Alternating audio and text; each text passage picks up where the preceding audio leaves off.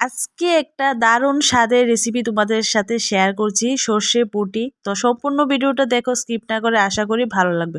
তো এখানে দেখো আমি পুঁটি মাছ কেটে ধুয়ে রেখেছি। তো পুঁটি মাছগুলি একটু বড় সাইজে আছে, ক্যামেরাতে হয়তো বা একটু বোঝা যাচ্ছে না, কিন্তু সাইজগুলি একটু বড়ই। তো এখন আমি একটু লবণ দিয়ে দিলাম আর একটু হলুদ। তো আমি এখন এটা হালকা করে একটু ভেজে নেব, যেহেতু সর্ষে পুঁটি কড়া করে ভাজবো না। তো মানে সম্পূর্ণ ভিডিওটা দেখো, যারা যারা খাওনি অবশ্যই বাড়িতে বানিয়ে খেও, খুবই টেস্ট, মানে খুবই টেস্টি একটা রেসিপি। তো এখন দেখো আমি কড়ার মধ্যে দিয়ে দিলাম সাদা তেল, সয়াবিন তেল।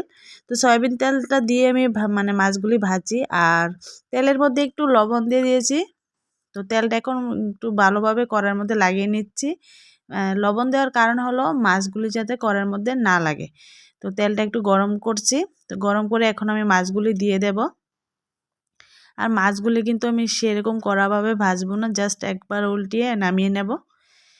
তো সর্ষে আমরা তো অনেক, মানে সর্ষে দিয়ে অনেক মাছই খেয়েছি। তো পুঁটি মাছ যারা যারা খাওনি তারা অবশ্যই একবার বাড়িতে ট্রাই করবে। একবার খেলে বারবার মন চাইবে, যার একবার বানিয়ে খায় সবাই খেয়ে খুব প্রশংসা করবে। তো আজকে রেসিপিটা খুবই একটা দুর্দান্ত সুস্বাদু একটা রেসিপি, একদম অল্প সময়ে। মানে আমরা যদি সবগুলি একটু রেডি করে হাতে নিই, মাত্র 15 থেকে 20 মিনিটের মধ্যে আমরা একটা তরকারি রান্না হয়ে যাচ্ছে। তো মানে খুবই 20 মিনিট তো লাগে না, আশা করি 20 মিনিট লাগবে না। তো প্রায় 15 মিনিটের মধ্যে রান্নাটা হয়ে গেছে। তো চলো, আমার মাছগুলি কিন্তু ভাজা কমপ্লিট। তো এখন আমি এটা নামিয়ে নিচ্ছি। সবাইকে বাড়িতে অবশ্যই বাড়িতে বানিয়ে খাইও, সবাই খুব প্রশংসা করবে। তো এখানে দেখো আমি সাদা সরিষা আর 4টা কাঁচা লঙ্কা নিয়েছি, এটা এখন আমি বেটে নেব। আর এখানে নিয়েছি মশলা বলতে জিরের গুঁড়ো, লঙ্কা গুঁড়ো আর হলুদ গুঁড়ো। তো এখানে দেখো কড়ার মধ্যে যেহেতু সাদা তেল দিয়ে আমি ভেজেছিলাম, তো আমি এটার মধ্যে এখন একটু সরিষার তেল অ্যাড করেছি। আর এখানে দিয়ে দিলাম ফোড়নে কালিজিরা। তো চলো, কালিজিরা দেওয়ার পরে স্মেলটা কিন্তু দুর্দান্ত বেরিয়েছে। আর মশলাগুলো আমি জল দিয়ে গুলে নিয়েছি, এখন তেলের মধ্যে ছেড়ে দিয়েছি।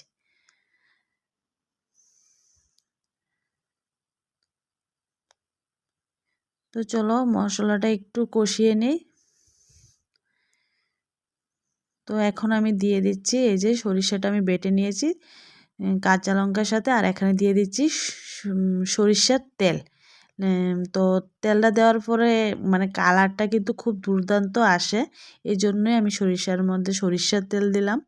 আর দেখো অলরেডি কালার কিন্তু খুব সুন্দর কালার একটা এসেছে, মানে একদম কালারফুল একটা তরকারি হবে।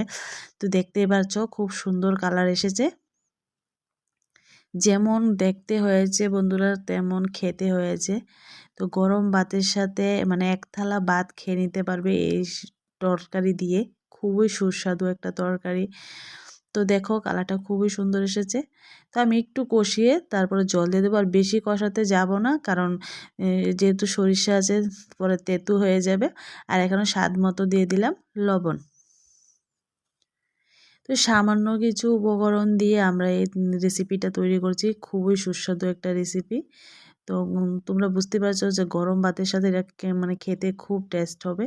তো আমি এখানে দিয়ে দিয়েছি ঝোল, আর আমি ঝোলের পরিমাণটা কিন্তু তেমন শুকাবো না, ঝোল একটু রাখবো। তোমরা চাইলে ঝোলটা শুকিয়েও নিতে পারো, যে একটু মাখা মাখা রাখবে তাহলে মাখা মাখা করে নিতে পারো, আর আমি একটু ঝোল রাখবো। তো চলো এখন মাছগুলি দিয়ে দিলাম।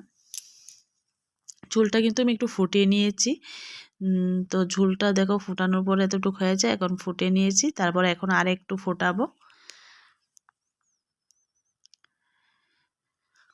তো এখন আমি দিয়ে দেব 3-4টে মানে কাঁচা লঙ্কা মাঝখান দেয়া মানে চিড়ে দিয়েছি, আর দিয়ে দিয়েছি ধনেপাতা।